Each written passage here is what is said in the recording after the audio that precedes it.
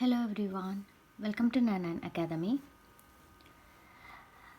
December 6 PSC നടത്തിയ women fire and rescue officer എന്ന പരീക്ഷയുടെ ക്വസ്റ്റ്യൻ പേപ്പർ ഡിസ്കഷനാണ്.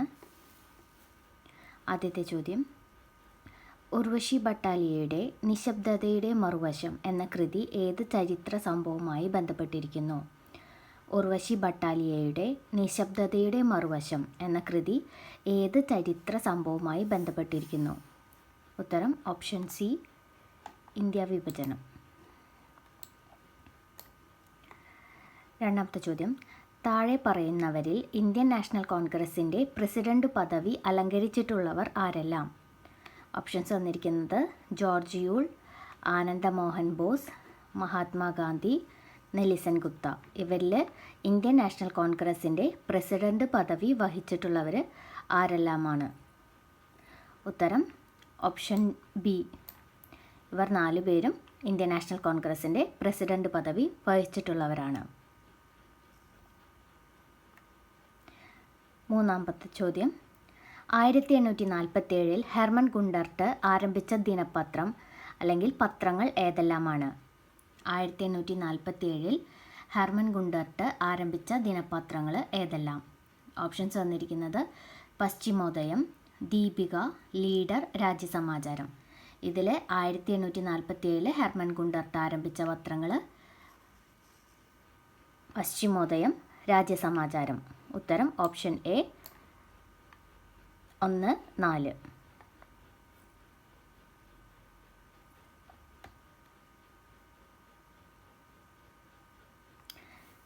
നാലാമത്തെ ചോദ്യം, വിദ്യാഭ്യാസ മേഖലയിലെ പ്രവർത്തനങ്ങൾ കണക്കാക്കി 2025 കേരള ജ്യോതി പുരസ്കാരത്തിന് അർഹനായ ചരിത്രകാരൻ കൂടിയായ വ്യക്തി. വിദ്യാഭ്യാസ മേഖലയിലെ പ്രവർത്തനങ്ങൾ കണക്കാക്കി 2025 കേരള ജ്യോതി പുരസ്കാരത്തിന് അർഹനായ ചരിത്രകാരൻ കൂടിയായ വ്യക്തി option B, MR Raghava Warrier. അഞ്ചാമത്തെ ചോദ്യം, താഴെ പറയുന്നവയിൽ ശരിയായ ജോഡി അല്ലെങ്കിൽ ജോഡികൾ ഏവ? താഴെ പറയുന്നതിലെ ശരിയായ ജോഡികൾ ഓപ്ഷൻ എ, ബിൽഹന വിക്രമാംഗ ദേവചരിതം. മൂന്നാമത്തെ ഓപ്ഷനും ശരിയാണ്, അതുല്ല മൂഷകവംശ മഹാകാവ്യം.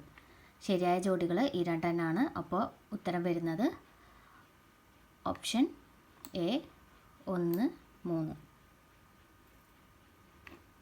Option A 1, 3. ആറാമത്തെ ചോദ്യം, പ്രാതിനിധ്യമില്ലാതെ നികുതിയില്ല എന്ന മുദ്രാവാക്യം ഏത് വിപ്ലവവുമായി ബന്ധപ്പെട്ടതാണ്? പ്രാതിനിധ്യമില്ലാതെ നികുതിയില്ല എന്ന മുദ്രാവാക്യം ഏത് വിപ്ലവവുമായി ബന്ധപ്പെട്ടതാണ്? ഉത്തരം ഓപ്ഷൻ സി, അമേരിക്കൻ സ്വാതന്ത്ര്യ സമരം. ഏഴാമത്തെ ചോദ്യം, ടോപ്പോഗ്രാഫിക് മാപ്പുകളിലെ കോണ്ടൂർ രേഖകളെ സംബന്ധിച്ച പ്രസ്താവനകളിൽ ശരിയായവ ഏതെല്ലാം? ഒന്നാമത്തെ സ്റ്റേറ്റ്മെൻറ്റ്, ഒരേ ഉയരത്തിലുള്ള സ്ഥലങ്ങളെ തമ്മിൽ യോജിപ്പിക്കുന്ന സാങ്കല്പിക രേഖകളാണിവ. രണ്ടാമത്തെ സ്റ്റേറ്റ്മെൻറ്റ്, കോണ്ടൂർ രേഖകൾ തമ്മിലുള്ള അകലം കുറവാണെങ്കിൽ അഥവാ അടുത്തടുത്ത് സ്ഥിതി ചെയ്താൽ അത് ചെങ്കുത്തായ ചെരിവിനെ സൂചിപ്പിക്കുന്നു. മൂന്നാമത്തെ സ്റ്റേറ്റ്മെൻറ്റ് കൊടുത്തിരിക്കുന്നത്, ഒരു കുന്നിനെ പ്രതിനിധീകരിക്കുന്ന കോണ്ടൂർ രേഖകളിൽ ഉള്ളിലേക്ക് പോകുന്തോറും അവയുടെ മൂല്യം കുറഞ്ഞു വരുന്നു. ഈ 3 സ്റ്റേറ്റ്മെൻറ്റുകളിൽ ശരിയായവ ഏതെല്ലാമാണ്? ശരിയായവ സ്റ്റേറ്റ്മെൻറ്റ് 1, സ്റ്റേറ്റ്മെൻറ്റ് 2 എന്നിവ മാത്രമാണ് ശരി. ഓപ്ഷൻ എ ആണ് ഉത്തരം. മൂന്നാമത്തെ സ്റ്റേറ്റ്മെൻറ്റ് തെറ്റാണ്. കോണ്ടൂർ രേഖകൾ ഒരേ ഉയരത്തിലുള്ള സ്ഥലങ്ങളെ തമ്മിൽ യോജിപ്പിക്കുന്ന സാങ്കല്പിക രേഖകളാണ്. കോണ്ടൂർ രേഖകൾ തമ്മിലുള്ള അകലം കുറവാണെങ്കിൽ അത് ചെങ്കുത്തായ ചെരിവിനെ സൂചിപ്പിക്കുന്നു. ഈ 2 സ്റ്റേറ്റ്മെൻറ്റ്സ് കറക്റ്റാണ്. എട്ടാമത്തെ ചോദ്യം, കേരളത്തിലെ ഭൂപ്രകൃതി വിഭാഗങ്ങളെ സംബന്ധിച്ച് വിസ്തൃതിയുടെ അടിസ്ഥാനത്തിൽ അവയെ ശരിയായ ക്രമത്തിൽ കൂടുതൽ വിസ്തൃതിയിൽ നിന്ന് കുറഞ്ഞതിലേക്ക് ക്രമീകരിക്കുക. ഭൂപ്രകൃതി വിഭാഗങ്ങളെ വിസ്തൃതിയുടെ അടിസ്ഥാനത്തിൽ ശരിയായ ക്രമത്തിൽ കൂടുതൽ വിസ്തൃതിയിൽ നിന്ന് കുറഞ്ഞതിലേക്ക് ക്രമീകരിക്കുക. ഓപ്ഷൻ എ ആണ് ആൻസർ, മലനാട്, ഇടനാട്, തീരപ്രദേശം.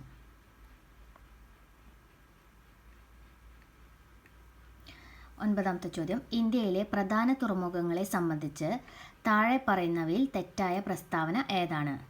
പ്രസ്താവന എ, ഇന്ത്യയുടെ പടിഞ്ഞാറൻ തീരത്തെ പ്രധാന തുറമുഖമാണ് മുംബൈ. സ്റ്റേറ്റ്മെൻറ്റ് ബി, ഒരു നദീജന്യ തുറമുഖത്തിന് ഉദാഹരണമാണ് കൊൽക്കത്ത. സി, ഇന്ത്യയിലെ ഏറ്റവും ആഴം കൂടിയ തുറമുഖം വിശാഖപട്ടണമാണ്. സ്റ്റേറ്റ്മെൻറ്റ് ഡി, ഇന്ത്യയുടെ കിഴക്കൻ തീരത്ത് സ്ഥിതി ചെയ്യുന്ന ഒരു പ്രധാന തുറമുഖമാണ് കണ്ട്ല. ഈ തന്നിരിക്കുന്ന സ്റ്റേറ്റ്മെൻറ്റ്സിൽ തെറ്റായ പ്രസ്താവന ഏതെന്നാണ് ചോദ്യം. ഓപ്ഷൻ ഡി ആണ് തെറ്റ്. ഇന്ത്യയുടെ കിഴക്കൻ തീരത്ത് സ്ഥിതി ചെയ്യുന്ന പ്രധാന തുറമുഖമാണ് കണ്ട്ല എന്നുള്ള സ്റ്റേറ്റ്മെൻറ്റ് തെറ്റാണ്. 10ാമത്തെ ചോദ്യം, ഇന്ത്യയുടെ ഭൂപ്രകൃതിയുമായി ബന്ധപ്പെട്ട പ്രസ്താവനകളിൽ തെറ്റായത് ഏത്? സ്റ്റേറ്റ്മെൻറ്റ് എ, ഇന്ത്യയിലെ ഏറ്റവും പഴക്കം ചെന്ന ഭൂവിഭാഗമാണ് ഉപദ്വീപീയ പീഠഭൂമി. സ്റ്റേറ്റ്മെൻറ്റ് ബി, പശ്ചിമഘട്ടത്തിലെ ഏറ്റവും ഉയരം കൂടിയ കൊടുമുടി ആനമുടിയാണ്. സ്റ്റേറ്റ്മെൻറ്റ് സി, കിഴക്കൻ തീര സമതലത്തെ അപേക്ഷിച്ച് പടിഞ്ഞാറൻ തീര സമതലത്തിന് വീതി കൂടുതലാണ്. സ്റ്റേറ്റ്മെൻറ്റ് ഡി, ഹിമാലയത്തിലെ ഏറ്റവും തെക്കേ അറ്റത്തുള്ള പർവ്വതനിരയാണ് സിവാലിക്. ഈ സ്റ്റേറ്റ്മെൻറ്റ്സിൽ തെറ്റായ പ്രസ്താവന ഏതെന്നാണ് ചോദ്യം. ഓപ്ഷൻ സി ആണ് തെറ്റ്. ബാക്കിയെല്ലാം ശരിയായ പ്രസ്താവനകളാണ്.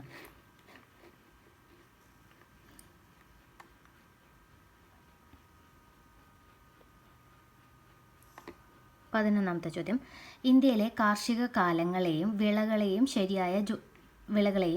ശരിയായി യോജിപ്പിക്കുക. ഖാരിഫ്, നെല്ല്, ചോളം. റാബി വിളകൾ ഗോതമ്പ്, ബാർലിയാണ്. സെയ്ത് വിളകൾ തണ്ണിമത്തൻ, പച്ചക്കറികളാണ്. അപ്പോൾ ഓപ്ഷൻ എ ആണ് കറക്റ്റ് ആൻസർ. ഖാരിഫ്, നെല്ല്, ചോളം. റാബി വിളകളായിട്ടുള്ളത് ഗോതമ്പ്, ബാർലി. സെയ്ത് വിളകൾ തണ്ണിമത്തൻ, പച്ചക്കറികൾ. ഓപ്ഷൻ എ ആണ് 11ൻ്റെ ആൻസർ. 12ാമത്തെ ചോദ്യം, ISROയുടെ ആദിത്യ L1 ദൗത്യത്തെക്കുറിച്ച് താഴെ പറയുന്ന പ്രസ്താവനകളിൽ തെറ്റായവ ഏതെല്ലാം? ആദ്യത്തെ പ്രസ്താവന, ഇത് സൂര്യനെക്കുറിച്ച് പഠിക്കുന്നതിനുള്ള ഇന്ത്യയുടെ ആദ്യത്തെ ബഹിരാകാശ അധിഷ്ഠിത ദൗത്യമാണ്. രണ്ടാമത്തെ പ്രസ്താവന, 2023 സെപ്റ്റംബർ 2 PSLV C-57 ഉപയോഗിച്ചാണ് വിക്ഷേപിച്ചത്. മൂന്നാമത്തെ പ്രസ്താവന, സൂര്യൻ്റെ അടുത്തുള്ള L4 ലാഗ്രാഞ്ച് പോയിന്റിലാണ് ഉപഗ്രഹം സ്ഥാപിച്ചിരിക്കുന്നത്. ഈ തന്നിരിക്കുന്ന 3 പ്രസ്താവനകളിൽ ആദിത്യ L1 ദൗത്യത്തെക്കുറിച്ച് പറയുന്നതിൽ തെറ്റായവ, ഇതിൽ തെറ്റുള്ളത് ഏതാണെന്നാണ് ചോദ്യം. Option C. മൂന്നാമത്തെ പ്രസ്താവന തെറ്റാണ്. ബാക്കി 2 പ്രസ്താവനകളും ശരിയാണ്. സൂര്യനെക്കുറിച്ച് പഠിക്കുന്നതിനുള്ള ഇന്ത്യയുടെ ആദ്യത്തെ ബഹിരാകാശ അധിഷ്ഠിത ദൗത്യമാണ്. 2023 സെപ്റ്റംബർ 2 PSLV C-57 ഉപയോഗിച്ചാണ് അത് വിക്ഷേപിച്ചത്. ഇത് രണ്ടും ശരിയായ സ്റ്റേറ്റ്മെൻറ്റ്സ് ആണ്. മൂന്നാമത്തെ സ്റ്റേറ്റ്മെൻറ്റ് തെറ്റാണ്.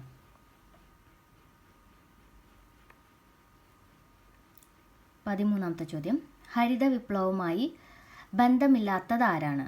ഹരിത വിപ്ലവവുമായി ബന്ധമില്ലാത്തത് ആരാണ്? ഓപ്ഷൻസ് കൊടുത്തിരിക്കുന്നത് William Gowder, option B Norman Borlaug, option C doctor MS Swaminathan, option D doctor green Dalton. ഇതിൽ ഹരിത വിപ്ലവവുമായി ബന്ധമില്ലാത്തത് ആർക്കാണ്? ഉത്തരം option D doctor green Dalton ആണ്. 14ാമത്തെ ചോദ്യം, ഭാരതത്തിൽ 1 രൂപ നോട്ട് പുറത്തിറക്കുന്നത് ആരാണ്? ഭാരതത്തിൽ 1 രൂപ നോട്ട് പുറത്തിറക്കുന്നത് ഓപ്ഷൻ ബി ധനകാര്യ മന്ത്രാലയമാണ്. ഭാരതത്തിൽ 1 രൂപ നോട്ട് പുറത്തിറക്കുന്നത് ധനകാര്യ മന്ത്രാലയം. 15ാമത്തെ ചോദ്യം, ഹരിത വിപ്ലവവുമായി ബന്ധപ്പെട്ട് താഴെ പറയുന്നതിൽ ശരിയായത് ഏത്? പ്രസ്താവന 1 അത്യുൽപാദന ശേഷിയുള്ള വിത്തിനങ്ങൾ. പ്രസ്താവന 2 രാസവളങ്ങളും കീടനാശിനികളും. പ്രസ്താവന 3 ദരിദ്ര കർഷകർ, ധനിക കർഷകർ എന്നിങ്ങനെയുള്ള അന്തരം ഇല്ലാതായി. ഇതിൽ ഹരിത വിപ്ലവവുമായി ബന്ധപ്പെട്ട് വരുന്ന പ്രസ്താവന ഏതാണ്? ശരിയായത് ഏതാണ്? അത്യുൽപാദന ശേഷിയുള്ള വിത്തിനങ്ങൾ, രാസവളങ്ങളും കീടനാശിനികളും. ഇതാണ് ശരിയായ പ്രസ്താവന. ഓപ്ഷൻ ബി ആണ് ആൻസർ. സ്റ്റേറ്റ്മെൻറ്റ് 1 and 2 കറക്റ്റാണ്. 16ാമത്തെ ചോദ്യം, നീതി ആയോഗിൻ്റെ ആസ്ഥാനം. നീതി ആയോഗിൻ്റെ ആസ്ഥാനം ഓപ്ഷൻ ബി ഡൽഹി.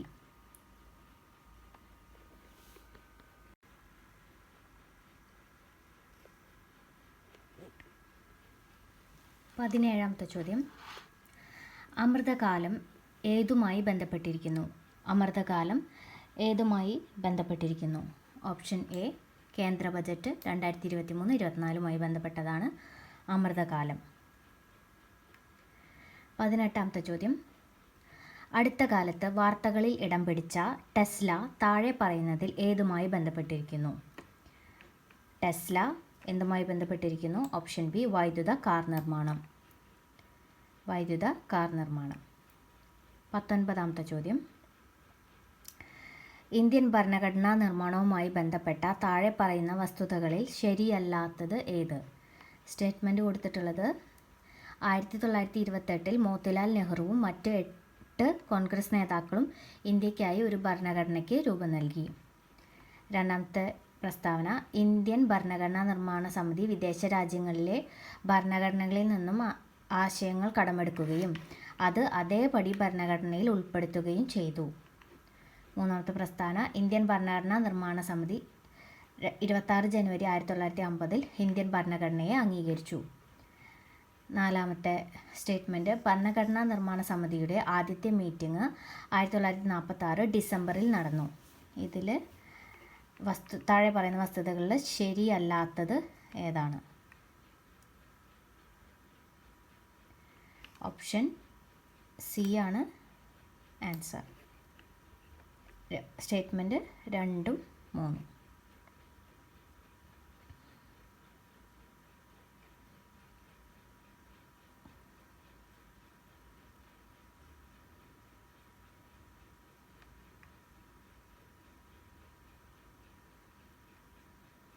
ഇരുപതാമത്തെ ചോദ്യം, ഇന്ത്യൻ ഭരണഘടനയുടെ ആമുഖത്തിലെ റിപ്പബ്ലിക് എന്ന പദം കൊണ്ട് അർത്ഥമാക്കുന്നത് എന്താണ്? ഇന്ത്യൻ ഭരണഘടനയുടെ ആമുഖത്തിലെ റിപ്പബ്ലിക് എന്ന പദം കൊണ്ട് അർത്ഥമാക്കുന്നത് എന്താണ്? ഉത്തരം ഓപ്ഷൻ ഡി ആണ്. ഇന്ത്യയുടെ രാഷ്ട്രതലവൻ ഒരു തിരഞ്ഞെടുക്കപ്പെട്ട വ്യക്തിയായിരിക്കും. ഇന്ത്യയുടെ രാഷ്ട്രതലവൻ ഒരു തിരഞ്ഞെടുക്കപ്പെട്ട വ്യക്തിയായിരിക്കും എന്നതാണ് ഇന്ത്യൻ ഭരണഘടനയുടെ ആമുഖത്തിലെ റിപ്പബ്ലിക് എന്ന പദം കൊണ്ട് അർത്ഥമാക്കുന്നത്. 21ാമത്തെ ചോദ്യം, 1955 ഇന്ത്യൻ പൗരത്വ നിയമമനുസരിച്ച് ഒരു ഇന്ത്യൻ പൗരൻ്റെ ഇന്ത്യക്കാരി അല്ലാത്ത ഭാര്യയ്ക്ക് ഇന്ത്യയിൽ പൗരത്വം ലഭിക്കാനുള്ള രീതിയുടെ പേര് എന്താണ്? ഉത്തരം ഓപ്ഷൻ സി രജിസ്ട്രേഷൻ വഴിയുള്ള പൗരത്വം.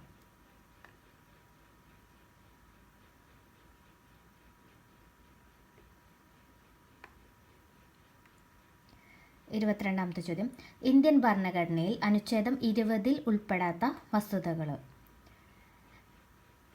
ഒന്നാമത്തെ സ്റ്റേറ്റ്മെൻറ്റ്, നിയമലംഘനത്തിനല്ലാതെ ഒരാളെയും ശിക്ഷിക്കരുത്. ബി നിയമ നടപടിക്രമങ്ങളിലൂടെ അല്ലാതെ ഒരാളുടെ ജീവനും സ്വാതന്ത്ര്യവും ഹനിക്കരുത്. ഓപ്ഷൻ സി നിയമത്തിൽ പറയുന്നതിനേക്കാൾ വലിയ ശിക്ഷ നൽകരുത്. ഓപ്ഷൻ ഡി ഒരു നിയമലംഘനത്തിന് ഒന്നിൽ കൂടുതൽ തവണ ശിക്ഷിക്കരുത്. ഇന്ത്യൻ ഭരണഘടനയിലെ അനുച്ഛേദം 20 ഉൾപ്പെടാത്ത വസ്തുത ഏതാണ്? ഓപ്ഷൻ ബി നിയമ നടപടിക്രമങ്ങളിലൂടെ അല്ലാതെ ഒരാളുടെ ജീവനും സ്വാതന്ത്ര്യവും ഹനിക്കരുത്.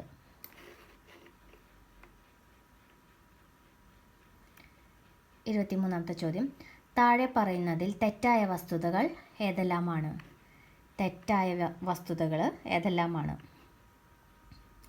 ആദ്യത്തെ പ്രസ്താവന, ലോകസഭയുടെ കാലാവധി 6 വർഷത്തിൽ നിന്ന് 5 വർഷമാക്കി മാറ്റിയത് 42ാം ഭരണഘടനാ ഭേദഗതിയിലൂടെയാണ്. രണ്ടാമത്തെ പ്രസ്താവന, 44ാം ഭരണഘടനാ ഭേദഗതിയിലൂടെ സ്വത്തവകാശം മൗലികാവകാശമല്ലാതാക്കി തീർത്തു. മൂന്നാമത്തെ പ്രസ്താവന, 42ാം ഭരണഘടനാ ഭേദഗതിയിലൂടെ മൗലിക കടമകൾ കൂട്ടിച്ചേർത്തു. നാലാമത്തെ പ്രസ്താവന, 42ാം ഭരണഘടനാ ഭേദഗതി ചെറു ഭരണഘടന എന്ന പേരിൽ അറിയപ്പെടുന്നു. ഇതിൽ തെറ്റായ വസ്തുതകൾ ഏതെല്ലാമാണ് എന്നതാണ് ചോദ്യം. ഓപ്ഷൻ ബി ആണ് ആൻസർ, 1 മാത്രം. ബാക്കിയെല്ലാം ശരിയായ പ്രസ്താവനകളാണ്. 24-ാമത്തെ ചോദ്യം, ഇന്ത്യൻ ഭരണഘടനയിലെ മൗലിക കടമകളുമായി ബന്ധപ്പെട്ട തെറ്റായ വസ്തുതകൾ ഏതെല്ലാമാണ്? മൗലിക കടമകളുമായി ബന്ധപ്പെട്ട വസ്തുതകൾ. ഒന്നാമത്തെ പ്രസ്താവന, മൗലിക കടമകൾ സോവിയറ്റ് യൂണിയനിലെ ഭരണഘടനയിൽ നിന്നും മാതൃകയായി സ്വീകരിച്ചതാണ്. രണ്ടാമത്തെ പ്രസ്താവന, ഇന്ത്യൻ ഭരണഘടനയിൽ ഇപ്പോൾ 10 മൗലിക കടമകളാണ് ഉള്ളത്. മൂന്നാമത്തെ പ്രസ്താവന, മൗലിക കടമകളിൽ തുല്യമായ ജോലിക്ക് പുരുഷന്മാർക്കും സ്ത്രീകൾക്കും തുല്യവേതനം ഉറപ്പു നൽകുന്നു. നാലാമത്തെ പ്രസ്താവന, മൗലിക കടമകൾ അനുച്ഛേദം 51A ഉൾപ്പെടുത്തിയിരിക്കുന്നു. ഇതിൽ മൗലിക കടമകളുമായി ബന്ധപ്പെട്ട തെറ്റായ വസ്തുതകൾ ഏതെല്ലാമാണ് എന്നതാണ് ചോദ്യം. ഇതിൽ തെറ്റായത് 2ഉം 3ഉം ആണ്. സ്റ്റേറ്റ്മെൻറ്റ് 2ഉം 3ഉം തെറ്റാണ്. ഓപ്ഷൻ സി ആണ് ആൻസർ.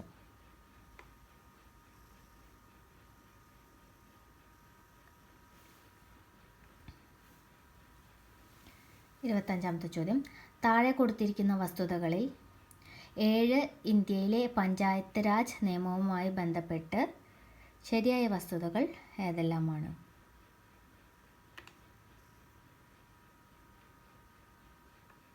പഞ്ചായത്ത് രാജ് നിയമവുമായി ബന്ധപ്പെട്ട ശരിയായ വസ്തുതകൾ ഏതെല്ലാമാണ്?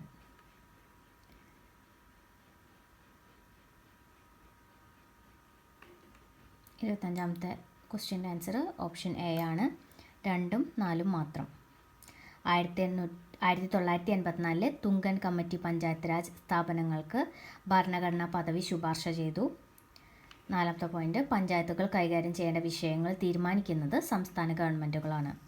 ഇത് രണ്ടുമാണ് പഞ്ചായത്ത് രാജ് നിയമവുമായി ബന്ധപ്പെട്ട് തന്നിരിക്കുന്ന പ്രസ്താവനകളിൽ ശരിയായിട്ടുള്ള വസ്തുതകൾ. അങ്ങനെയാണെങ്കിൽ ഓപ്ഷൻ എ ആണ് ആൻസർ.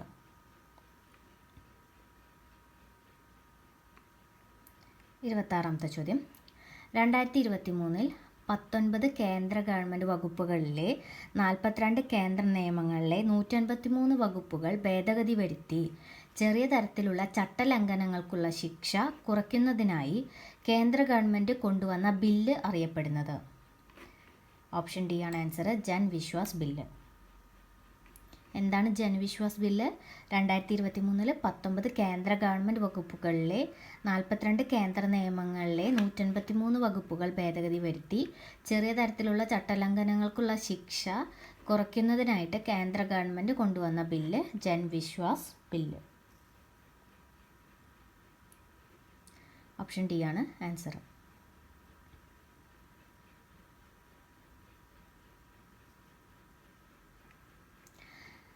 27ാമത്തെ ചോദ്യം, ഇന്ത്യൻ പാർലമെൻറ്റിൽ രാജ്യസഭയുടെയും ലോകസഭയുടെയും സംയുക്ത സമ്മേളനത്തെ സംബന്ധിച്ച് താഴെ കൊടുത്തിരിക്കുന്നവയിൽ ശരിയായ വിവരങ്ങൾ ഏത്? പ്രൊവിഷണൽ ആൻസർ കീ പ്രകാരം ഓപ്ഷൻ ബി ആണ് ആൻസർ.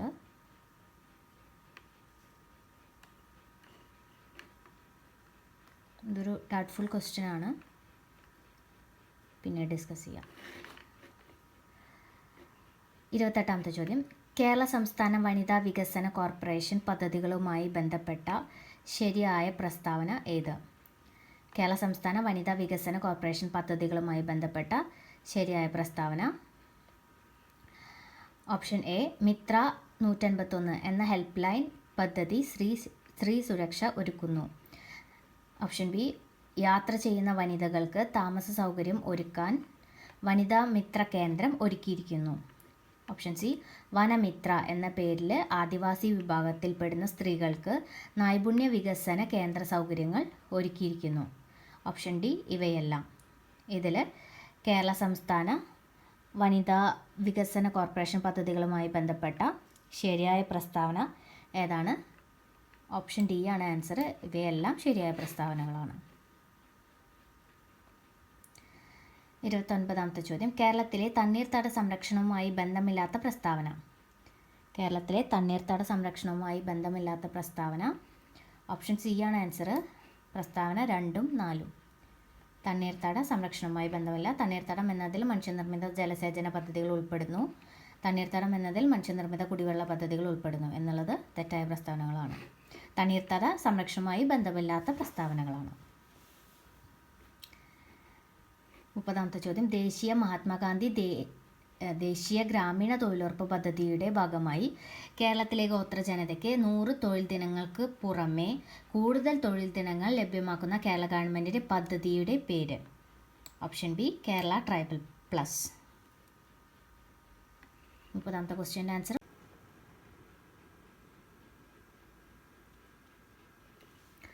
31ാമത്തെ ചോദ്യം. സൈബർ ലോകത്ത് വർദ്ധിച്ചു വരുന്ന കുറ്റകൃത്യങ്ങൾക്കെതിരെ കുട്ടികളെ സജ്ജരാക്കാൻ കേരള പോലീസ് നടപ്പാക്കുന്ന പദ്ധതിയുടെ പേര്. സൈബർ ലോകത്ത് വർദ്ധിച്ചു വരുന്ന കുറ്റകൃത്യങ്ങൾക്കെതിരെ കുട്ടികളെ സജ്ജരാക്കാൻ കേരള പോലീസ് നടപ്പാക്കുന്ന പദ്ധതിയുടെ പേര്. ഓപ്ഷൻ ബി കൂട്ട്. 32ാമത്തെ ചോദ്യം. അണുബാധയോട് ആദ്യം പ്രതികരിക്കുന്ന ആൻറ്റിബോഡി ഏതാണ്? അണുബാധയോട് ആദ്യം പ്രതികരിക്കുന്ന ആൻറ്റിബോഡി. Option B IgM. 33ാമത്തെ ചോദ്യം. ലാറ്റിറ്റ്യൂഡിനൽ ഗ്രേഡിയൻ്റ് ഓഫ് ബയോഡൈവേഴ്സിറ്റി കൊണ്ട് ഉദ്ദേശിക്കുന്നത് എന്താണ്? ലാറ്റിറ്റ്യൂഡിനൽ ഗ്രേഡിയൻ്റ് ഓഫ് ബയോഡൈവേഴ്സിറ്റി എന്നതുകൊണ്ട് ഉദ്ദേശിക്കുന്നത് ഓപ്ഷൻ എ ജൈവവൈവിധ്യം ഭൂമധ്യരേഖയിൽ നിന്ന് ധ്രുവങ്ങളിലേക്ക് കുറയുന്നു. ലാറ്റിറ്റ്യൂഡിനൽ ഗ്രേഡിയൻ്റ് ഓഫ് ബയോഡൈവേഴ്സിറ്റി എന്നതുകൊണ്ട് ഉദ്ദേശിക്കുന്നത് ജൈവവൈവിധ്യം ഭൂമധ്യരേഖയിൽ നിന്ന് ധ്രുവങ്ങളിലേക്ക് കുറയുന്നു. 34ാമത്തെ ചോദ്യം. ഓസ്റ്റിയോ ആർത്രൈറ്റിസ് എന്തിനെ സൂചിപ്പിക്കുന്നു? ഓസ്റ്റിയോ ആർത്രൈറ്റിസ് എന്തിനെ സൂചിപ്പിക്കുന്നു? ഓപ്ഷൻ എ സന്ധികളിലെ കാർട്ടിലേജ് നശിക്കൽ. സന്ധികളിലെ കാർട്ടിലേജ് നശിക്കൽ അതാണ് ഓസ്റ്റിയോ ആർത്രൈറ്റിസ്. 35ാമത്തെ ചോദ്യം. ഒനോതെറ ലാമാർക്കിയാന. ഒനോതെറ ലാമാർക്കിയാന എന്ന സസ്യം താഴെ പറയുന്നവയിൽ ഏതുമായി ബന്ധപ്പെട്ടിരിക്കുന്നു? ഓപ്ഷൻസ് തന്നിരിക്കുന്നത് ലാമാർക്ക് സിദ്ധാന്തം, മെൻഡലേയൻ സിദ്ധാന്തം, മ്യൂട്ടേഷൻ സിദ്ധാന്തം, നാച്ചുറൽ സിദ്ധാന്തം. ഏത് സിദ്ധാന്തവുമായി ബന്ധപ്പെട്ടതാണ് ഒനോതെറ ലാമാർക്കിയാന? ഉത്തരം ഓപ്ഷൻ സി മ്യൂട്ടേഷൻ സിദ്ധാന്തം.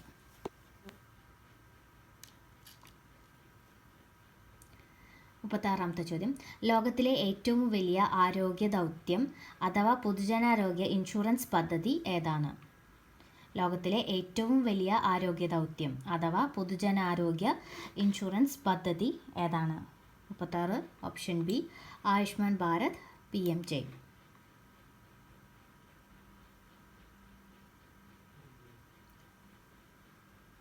37ാമത്തെ ചോദ്യം. അംഗീകൃത സാമൂഹികാരോഗ്യ പ്രവർത്തകരായ ആശ എന്നതിൻ്റെ പൂർണ്ണരൂപം ഏതാണ്? ആശ എന്നതിൻ്റെ പൂർണ്ണരൂപം C accredited social health activist. അംഗീകൃത സാമൂഹികാരോഗ്യ പ്രവർത്തകരായ ആശ എന്നതിൻ്റെ പൂർണ്ണരൂപം അക്രഡിറ്റഡ് സോഷ്യൽ ഹെൽത്ത് ആക്ടിവിറ്റീസ്. 38ാമത്തെ ചോദ്യം. താഴെ പറയുന്നവയിൽ മർദ്ദത്തിൻ്റെ യൂണിറ്റ് അല്ലാത്തത്. മർദ്ദത്തിൻ്റെ യൂണിറ്റ് അല്ലാത്തത് ഓപ്ഷൻ ബി. 39ാമത്തെ ചോദ്യം. അൾട്രാ വയലറ്റ് രശ്മികൾക്ക് ഇൻഫ്രാറെഡ് വികിരണങ്ങളെക്കാൾ കൂടുതൽ ഊർജ്ജമുണ്ട്. സ്റ്റേറ്റ്മെൻറ്റ് 2. എക്സ്റേക്ക് ഗാമ വികിരണങ്ങളെക്കാൾ തരംഗദൈർഘ്യം കൂടുതലാണ്. മുകളിൽ കൊടുത്തിരിക്കുന്ന പ്രസ്താവനകൾക്ക് യോജിച്ചത് കണ്ടെത്തുക. ഓപ്ഷൻ ഡി 1ഉം 2ഉം ശരിയാണ്. ഈ 2 സ്റ്റേറ്റ്മെൻറ്റും ശരിയാണ് എന്നുള്ളതാണ് മുകളിൽ കൊടുത്തിരിക്കുന്ന പ്രസ്താവനകൾക്ക് യോജിച്ചത്.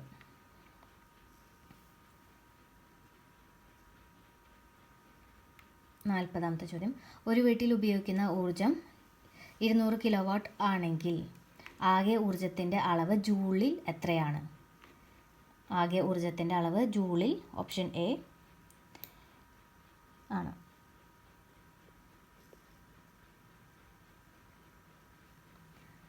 41ാമത്തെ ചോദ്യം. 2024 സമാധാനത്തിനുള്ള നൊബേൽ സമ്മാനം നേടിയത് ഏത് സംഘടനയാണ്? 2024 സമാധാനത്തിനുള്ള നൊബേൽ സമ്മാനം നേടിയത് ഓപ്ഷൻ ബി നിഹോൺ ഹിഡാൻ ക്യോ എന്ന സംഘടനയാണ് സമാധാനത്തിനുള്ള 2024 നൊബേൽ പുരസ്കാരം നേടിയത്. 42ാമത്തെ ചോദ്യം. 1 ലിറ്റർ ലായനിയിൽ അടങ്ങിയിരിക്കുന്ന ലീനത്തിൻ്റെ മോളുകളുടെ എണ്ണം. 1 ലിറ്റർ ലായനിയിൽ അടങ്ങിയിരിക്കുന്ന ലീനത്തിൻ്റെ മോളുകളുടെ എണ്ണം. Option C മോളാരിറ്റി. 43-ാമത്തെ ചോദ്യം. ഒരു അക്വേറിയത്തിൻ്റെ ചോട്ടിൽ നിന്നും ഉയരുന്ന വായുകുമിളകളുടെ വലുപ്പം മുകളിലേക്ക് എത്തുന്തോറും കൂടുന്നു.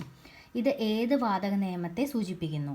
ഓപ്ഷൻസ് കൊടുത്തിരിക്കുന്നത് ചാൾസ് നിയമം, ബോയിൽ നിയമം, അവോഗാഡ്രോ നിയമം, ഗെ-ലുസാക്ക് നിയമം. ഇതിൽ ഏത് നിയമവുമായി ബന്ധപ്പെട്ടതാണ് അക്വേറിയത്തിൻ്റെ ചോട്ടിൽ നിന്നും ഉയരുന്ന വായുകുമിളകളുടെ വലുപ്പം മുകളിലേക്ക് എത്തുന്തോറും കൂടുന്നു എന്നുള്ളത്? ഓപ്ഷൻ ബി ബോയിൽ നിയമം.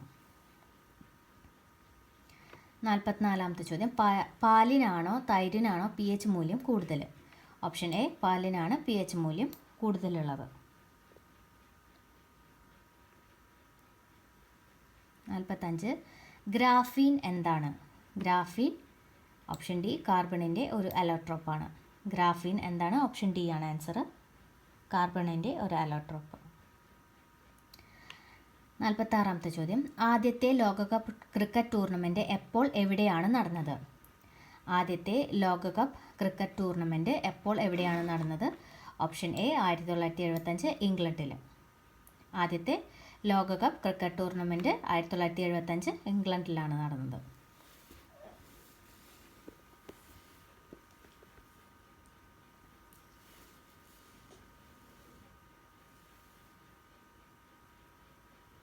47-ാമത്തെ ചോദ്യം. താഴെ പറഞ്ഞ പ്രസ്താവനകളിൽ ശരിയായത് ഏത്? താഴെ പറഞ്ഞ പ്രസ്താവനകളിൽ ശരിയായത് ഏത്? മോഹിനിയാട്ടം കേരളത്തിൻ്റെ തനത് ലാസ്യ നൃത്ത കലാരൂപമാണ്. രണ്ടാമത്തെ സ്റ്റേറ്റ്മെൻറ്റ് ഭാരതി ശിവജി മോഹിനിയാട്ടവുമായി ബന്ധപ്പെട്ട കലാകാരിയാണ്. മൂന്നാമത്തെ സ്റ്റേറ്റ്മെൻറ്റ് കലാമണ്ഡലം കല്യാണിക്കുട്ടിയമ്മ കേരളത്തിലെ പ്രശസ്തയായ മോഹിനിയാട്ട നർത്തകിയായിരുന്നു. നാലാമത്തെ മോഹിനിയാട്ടത്തിൻ്റെ വളർച്ചയ്ക്ക് സംഭാവനകൾ നൽകിയ തിരുവിതാംകൂർ രാജാവാണ് സ്വാതി തിരുനാൾ. ഈ പറഞ്ഞ സ്റ്റേറ്റ്മെൻറ്റ്സിൽ ഏതാണ് ശരി എന്നുള്ളതാണ് ചോദ്യം. ഓപ്ഷൻ ഡി ആണ് ആൻസർ, എല്ലാം ശരിയാണ്. താഴെ പറയുന്നവയിൽ ഏതാണ് ആദ്യം സംഭവിച്ചത്? ഓപ്ഷൻസ് കൊടുത്തിരിക്കുന്നത് കുറിച്യ കലാപം, വൈക്കം സത്യാഗ്രഹം, പഴശ്ശികലാപം, ക്ഷേത്രപ്രവേശന വിളംബരം. ഇതിൽ ആദ്യം സംഭവിച്ചത് ഓപ്ഷൻ സി പഴശ്ശികലാപം. 49-ാമത്തെ ചോദ്യം. താഴെ പറയുന്നവയിൽ ശരിയായത് കണ്ടെത്തുക. പ്രസ്താവന 2025 ONV പുരസ്കാരം കവി N പ്രഭാവർമ്മയ്ക്ക് ലഭിച്ചു. രണ്ടാമത്തെ പ്രസ്താവന 2025 ഇൻ്റർനാഷണൽ ബുക്ക് പ്രൈസ് നേടിയ കന്നഡ എഴുത്തുകാരി ബാനു മുഷ്താഖാണ്. മൂന്നാമത്തെ പ്രസ്താവന 2024 മാതൃഭൂമി ലിറ്റററി അവാർഡ് KR മീരയ്ക്കാണ് ലഭിച്ചത്. നാലാമത്തെ സ്റ്റേറ്റ്മെൻറ്റ് 2024 വയലാർ അവാർഡ് നേടിയത് ശ്രീകുമാരൻ തമ്പിയാണ്. ഈ പറഞ്ഞതിൽ ശരിയായ സ്റ്റേറ്റ്മെൻറ്റ് ഏതാണ്? 49-ാമത്തെ ക്വസ്റ്റ്യൻ്റെ ആൻസർ ഓപ്ഷൻ ബി ആണ്. 1ഉം 2ഉം, ഒന്നാമത്തെ പ്രസ്താവനയും രണ്ടാമത്തെ പ്രസ്താവനയും ശരിയാണ്. 2025 ONV പുരസ്കാരം ലഭിച്ചത് കവി N പ്രഭാവർമ്മയ്ക്ക്. 2025 ഇൻ്റർനാഷണൽ ബുക്ക് പ്രൈസ് നേടിയ കന്നഡ എഴുത്തുകാരി ബാനു മുഷ്താഖാണ്. ഈ രണ്ട് സ്റ്റേറ്റ്മെൻറ്റും ശരിയാണ്. 50-ാമത്തെ ചോദ്യം. കാർബൺ ന്യൂട്രൽ വിശേഷ് ദേശീയ പുരസ്കാരം ആദ്യമായി നേടിയ പഞ്ചായത്ത് ഏത്? കാർബൺ ന്യൂട്രൽ വിശേഷ് ദേശീയ പുരസ്കാരം ആദ്യമായി നേടിയ പഞ്ചായത്ത് ഓപ്ഷൻ എ വയനാട് ജില്ലയിലെ മീനങ്ങാടി ഗ്രാമപഞ്ചായത്ത്. ഇനി ഉള്ളത് മാത്സ് ക്വസ്റ്റ്യൻസ് ആണ്.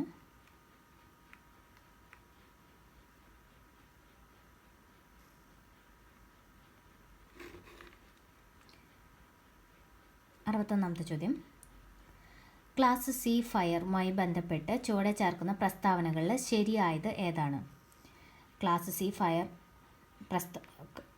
സി ഫയറുമായി ബന്ധപ്പെട്ട് ചുവടെ ചേർക്കുന്ന പ്രസ്താവനകളിൽ ശരിയായത്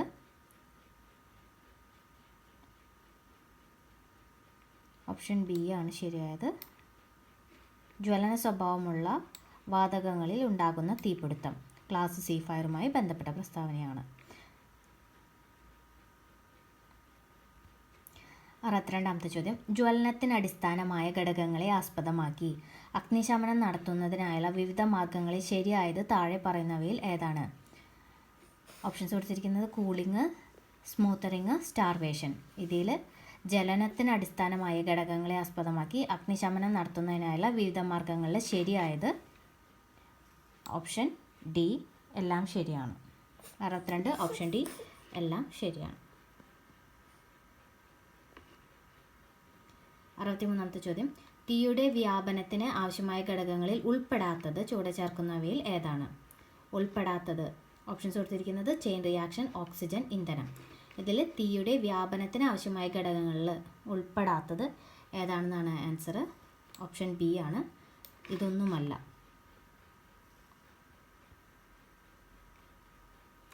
64ാമത്തെ ചോദ്യം, ഒരു വസ്തു ജ്വലന സ്രോതസ്സിൻ്റെ സഹായമില്ലാതെ സ്വയം കത്തുന്നതിനാവശ്യമായ ഏറ്റവും കുറഞ്ഞ ഊഷ്മാവിനെ എന്തു പറയുന്നു?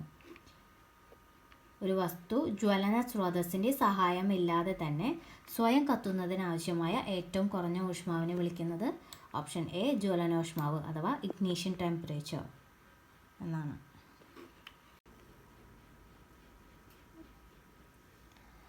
65ാമത്തെ ചോദ്യം, യൂണിറ്റ് മാസുള്ള ഒരു വസ്തു സ്ഥിരമായ ഊഷ്മാവിൽ ഖരാവസ്ഥയിൽ നിന്നും ദ്രാവകാവസ്ഥയിലേക്ക് മാറുന്നതിനാവശ്യമായ താപമാണ് ഓപ്ഷൻ സി ദ്രവീകരണ ലീനതാപം. 66ാമത്തെ ചോദ്യം, ഉത്പാദനം അഥവാ സബ്ലിമേഷൻ എന്ന പ്രക്രിയ താഴെ പറയുന്ന ഏത് ഖരപദാർത്ഥത്തിൽ ആണ് സംഭവിക്കാത്തത്? ഉൽപാദനം എന്ന പ്രക്രിയ താഴെ പറയുന്ന ഏത് ഖരപദാർത്ഥത്തിലാണ് സംഭവിക്കാത്തത്? ഓപ്ഷൻ ഡി സോഡിയം ക്ലോറൈഡാണ് ആൻസർ. 67ാമത്തെ ചോദ്യം, ചുവടെ ചേർക്കുന്നവയിൽ ദ്രവണാങ്കം അഥവാ മെൽറ്റിംഗ് പോയിൻ്റ് ഏറ്റവും കൂടിയ ലോഹം ഏതാണ്? ഉത്തരം ഓപ്ഷൻ എ ടങ്സ്റ്റൺ. 68ാമത്തെ ചോദ്യം, ലിക്വിഡ് പെട്രോളിയം ഗ്യാസിന് നൽകിയിരിക്കുന്ന യുണൈറ്റഡ് നേഷൻസ് നമ്പർ താഴെ പറയുന്നവയിൽ ഏതാണ്? ഓപ്ഷൻ എ ആണ് ആൻസർ. UN number 1075 1075. 69ാമത്തെ ചോദ്യം, അഗ്നിശമനത്തിന് ഉപയോഗിക്കുന്ന ഡ്രൈ കെമിക്കൽ പൗഡറിൽ ഉൾപ്പെടാത്ത ഘടകം ചുവടെ ചേർക്കുന്നവയിൽ ഏതാണ്? ഓപ്ഷൻസ് തന്നിരിക്കുന്നത് ഡീറ്റെയിൽസ് തന്നിരിക്കുന്നത് magnesium stearate, sodium chloride, try calcium phosphate. ഇതിൽ ഡ്രൈ കെമിക്കൽ പൗഡറിൽ ഉൾപ്പെടാത്ത ഘടകം ഏതാണെന്നാണ് ചോദ്യം. അഗ്നിശമനത്തിന് ഉപയോഗിക്കുന്ന ഡ്രൈ കെമിക്കൽ പൗഡറിൽ ഉൾപ്പെടാത്ത ഘടകം. ഉത്തരം ഓപ്ഷൻ ഡി ഇതൊന്നുമല്ല. കാരണം ഇതെല്ലാം ഡ്രൈ കെമിക്കൽ പൗഡറിൽ ഉൾപ്പെടാത്ത ഘടകമാണ് ചോദിച്ചിട്ടുള്ളത്. 70ാമത്തെ ചോദ്യം, ദുരന്ത അപകട സാഹചര്യങ്ങളിൽ വ്യക്തികളുടെ പരിക്കിൻ്റെ തീവ്രതയെയും നൽകേണ്ട ചികിത്സയെയും അടിസ്ഥാനമാക്കി അപകടത്തിൽപ്പെട്ടവരെ തരംതിരിക്കുന്നതിന് എന്ത് പറയുന്നു? ഉത്തരം ട്രയേജ്. 70ാമത്തെ ക്വസ്റ്റ്യൻ്റെ ആൻസർ ട്രയേജ്.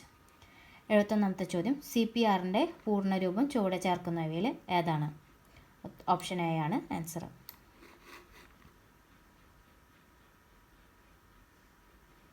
72ാമത്തെ ചോദ്യം, ശരീരത്തിലെ അസ്ഥി പൊട്ടി അതിൻ്റെ ഭാഗങ്ങൾ ശരീരകലകളെയും ത്വക്കിനെയും തുളച്ച് മുറിവുണ്ടാക്കി പുറത്തു വരുന്ന തരത്തിലുള്ള അസ്ഥിഭംഗത്തെ വിളിക്കുന്നത്? Option C compound fracture. ശരീരത്തിലെ അസ്ഥി പൊട്ടി അതിൻ്റെ ഭാഗങ്ങൾ ശരീരകലകളെയും ത്വക്കിനെയും തുളച്ച് മുറിവുണ്ടാക്കി പുറത്തു വരുന്ന തരത്തിലുള്ള അസ്ഥിഭംഗത്തെ വിളിക്കുന്നത് കോമ്പൗണ്ട് ഫ്രാക്ചർ. 73ാമത്തെ ചോദ്യം, പൊള്ളലേറ്റ വ്യക്തികൾക്ക് നൽകുന്ന പ്രഥമ ശുശ്രൂഷയിൽ ഉൾപ്പെടാത്തത് ചുവടെ ചേർക്കുന്നവയിൽ ഏതാണ്? ആദ്യത്തെ പ്രസ്താവന, ബോധമുള്ള വ്യക്തിയാണെങ്കിൽ കുടിക്കുവാനായി ധാരാളം ജലം കൊടുക്കുക. രണ്ടാമത്തെ പ്രസ്താവന, പൊള്ളലേറ്റ ഭാഗം സാധാരണ ജലത്തിൽ കഴുകുക. മൂന്നാമത്തെ പ്രസ്താവന, പൊള്ളലേറ്റ ഭാഗത്ത് ലോഷൻ, ഡെറ്റോൾ എന്നിവ ഉപയോഗിക്കുക. ഈ തന്നിരിക്കുന്ന പ്രസ്താവനകളിൽ പ്രഥമ ശുശ്രൂഷയിൽ ഉൾപ്പെടാത്തത് ഏതാണ് എന്നതാണ് ചോദ്യം. ഉത്തരം ഓപ്ഷൻ ബി ആണ് ഉൾപ്പെടാത്തത്. പൊള്ളലേറ്റ ഭാഗത്ത് ലോഷൻ, ഡെറ്റോൾ എന്നിവ ഉപയോഗിക്കുന്നത് പ്രഥമ ശുശ്രൂഷയിൽ ഉൾപ്പെടാത്ത കാര്യമാണ്. ഓപ്ഷൻ ബി ആണ് ആൻസർ. 74ാമത്തെ ചോദ്യം, പാമ്പ് കടിയേറ്റ വ്യക്തിക്ക് നൽകുന്ന പ്രഥമ ശുശ്രൂഷയിൽ ഉൾപ്പെടാത്തത് ചുവടെ ചേർക്കുന്നവയിൽ ഏതാണ്? ആദ്യത്തെ പ്രസ്താവന, അടിയന്തിരമായി ആൻറ്റിവെനം കുത്തിവെക്കാൻ സൗകര്യമുള്ള ആശുപത്രിയിൽ എത്തിക്കുക. രണ്ടാമത്തെ പ്രസ്താവന, കടിയേറ്റ ഭാഗം ഹൃദയനിരപ്പിൽ നിന്നും താഴ്ത്തി വയ്ക്കുക. മൂന്നാമത്തെ പ്രസ്താവന, നടക്കാൻ അനുവദിക്കാതിരിക്കുക. ഈ തന്നിരിക്കുന്ന സ്റ്റേറ്റ്മെൻറ്റ്സിൽ പാമ്പുകടി ഏറ്റ വ്യക്തികൾക്ക് നൽകുന്ന പ്രഥമ ശുശ്രൂഷയിൽ ഉൾപ്പെടാത്തത് ഏതാണ് എന്നതാണ് ചോദ്യം. ഉത്തരം ഓപ്ഷൻ ഡി ആണ്. ഇതൊന്നുമല്ല. ഇതെല്ലാം ഉൾപ്പെട്ടതാണ് പ്രഥമ ശുശ്രൂഷയിൽ. 75-ാമത്തെ ചോദ്യം. ഒരു വ്യക്തിയുടെ ശ്വാസനാളത്തിൽ പുറമേ നിന്നുള്ള വസ്തുക്കൾ പ്രവേശിച്ച് വായുസഞ്ചാരത്തിന് തടസ്സമുണ്ടാക്കുന്ന അവസ്ഥയെ എന്ത് പറയുന്നു? ഉത്തരം ഓപ്ഷൻ എ ചോക്കിംഗ്. 76-ാമത്തെ ചോദ്യം. IRCSൻ്റെ പൂർണ്ണരൂപം ചുവടെ ചേർക്കുന്നവയിൽ ഏതാണ്? IRCSൻ്റെ പൂർണ്ണരൂപം ഓപ്ഷൻ ബി ആണ് answer. Indian red cross society. 77-ാമത്തെ ചോദ്യം. അപകടത്തിൽപ്പെട്ട വ്യക്തിയുടെ രക്തസ്രാവം നിയന്ത്രിക്കുന്നതിനായി ചുവടെ ചേർക്കുന്ന ഏതെല്ലാം ധമനികൾ പ്രത്യേക മർദ്ദബിന്ദു അഥവാ പ്രഷർ പോയിന്റ് ആയി കണക്കാക്കുന്നു? 77-ാമത്തെ ക്വസ്റ്റ്യൻ്റെ ആൻസർ ഓപ്ഷൻ സി ആണ്. ഇവയെല്ലാം. 78-ാമത്തെ ക്വസ്റ്റ്യൻ. പ്രായപൂർത്തിയായ ഒരു മനുഷ്യൻ്റെ ശരീരം എത്ര അസ്ഥികൾ ചേർന്നതാണ്? ഉത്തരം ഓപ്ഷൻ ബി 206.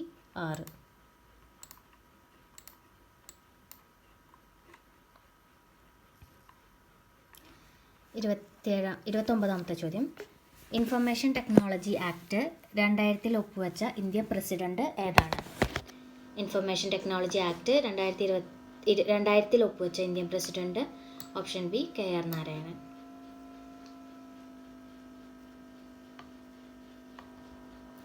80-ാമത്തെ ചോദ്യം. ഇൻഫർമേഷൻ ടെക്നോളജി ആക്ടിലെ 66-ാം വകുപ്പ് പ്രകാരം ലഭിക്കുന്ന ശിക്ഷ? ഇൻഫർമേഷൻ ടെക്നോളജി ആക്ടിലെ 66-ാം വകുപ്പ് പ്രകാരം ലഭിക്കുന്ന ശിക്ഷ ഓപ്ഷൻ സി 3 വർഷം തടവും 5 ലക്ഷം രൂപ പിഴയും. ഇനിയുള്ളത് ഇംഗ്ലീഷും മലയാളമാണ്.